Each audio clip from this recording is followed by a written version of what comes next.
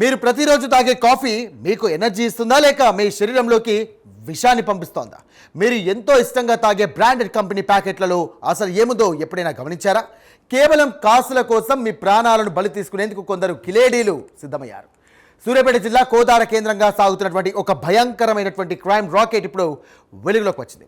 Branded ప్యాకింగ్తో అమాయక ప్రజల ఆరోగ్యాన్ని మార్కెట్లో అమ్మకానికి పెట్టారు ఈ అక్రమార్కులు. ఈ ఖతర్నాక్ మోసం ఎలా సాగుతోంది? హైదరాబాద్ నుండి కోదాడకు చేరుతున్నటువంటి ఆ నకిలీ సరుకు వెనుక ఉన్న అసలు మాస్టర్ మైండ్ ఎవరు? దీనికి సంబంధించిన షాకింగ్ డీటెయిల్స్ ఇప్పుడు మీకోసం.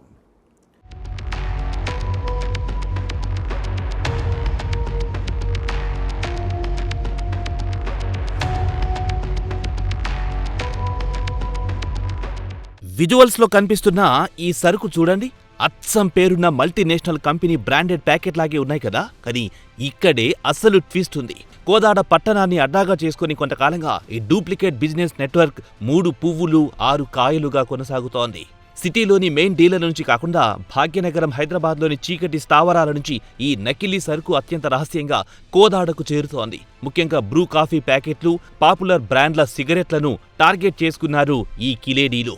వెంకటేశ్వర నగర్లోని ఓ ఇంటిని వీరు గోడాన్గా మార్చుకుని ఎవ్వరికీ అనుమానం రాకుండా పక్కా ప్లానింగ్తో సరుకును డంప్ చేస్తున్నారు.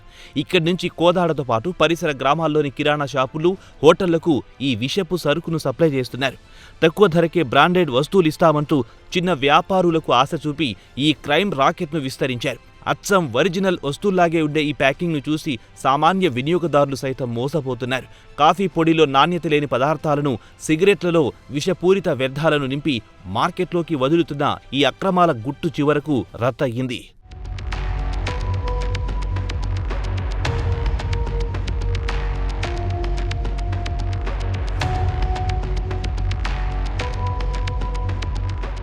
ఎంతటి ముఠా అయినా, ఎంతటి ఖతర్నాక్ స్కెచ్ వేసినా పోలీసుల కంటికి చిక్కాల్సిందే. కోదాడ పట్టణంలో నకిలీ వస్తువులు అమ్ముతున్నారన్న విశ్వసనీయ సమాచారంతో పట్టణ సీఐ శివశంకర్ నేతృత్వంలో పోలీసులు రంగంలో దిగారు. వెంకటేశ్వర నగర్లోని నిందితుల స్థావరాలపై ఒక్కసారిగా మెరుపుదాడి చేశారు. పోలీసుల ఎంట్రీతో అక్రమార్కులు షాక్ తిన్నారు.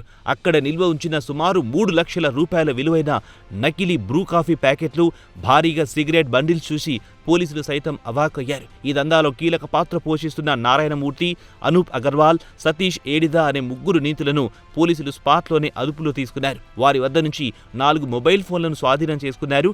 బ్రాండెడ్ కంపెనీల ట్రేడ్ మార్క్ వాడుతూ ప్రజల ఆరోగ్యంతో చెలగాటమాడుతున్న ఈ ముఠా వెనుక ఇంకా పెద్ద తలకాయలున్నాయని పోలీసులు అనుమానిస్తున్నారు. నాణ్యత లేని ఈ ఉత్పత్తుల వల్ల క్యాన్సర్ వంటి భయంకరమైన రోగాలొచ్చే ప్రమాదముందని వైద్యులు హెచ్చరిస్తున్నారు. పట్టుబడిన నిందితులపై కేసులు నమోదు చేసి ఈ నకిలీ నెట్వర్క్ మూలాలు ఎక్కడి వరకు ఉన్నాయనే కోణంలో పోలీసులు లోతైన దర్యాప్తు చేస్తున్నారు.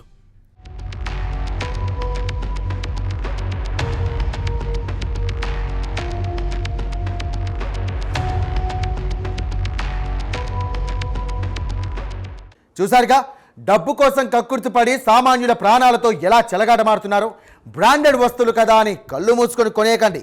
తక్కువ ధరకే వస్తున్నాయి కదా అని ఆశపడితే మీ ఆరోగ్యం మీరే రిస్క్లో పడేసినట్టు అవుతుంది. అందుకే షాపింగ్ చేసేటప్పుడు అప్రమత్తంగా ఉండండి. ఇలాంటి నకిలీ రాయుళ్ల సమాచారం తెలిస్తే కనుక వెంటనే పోలీసులకు ఇన్ఫార్మ్ చేయండి.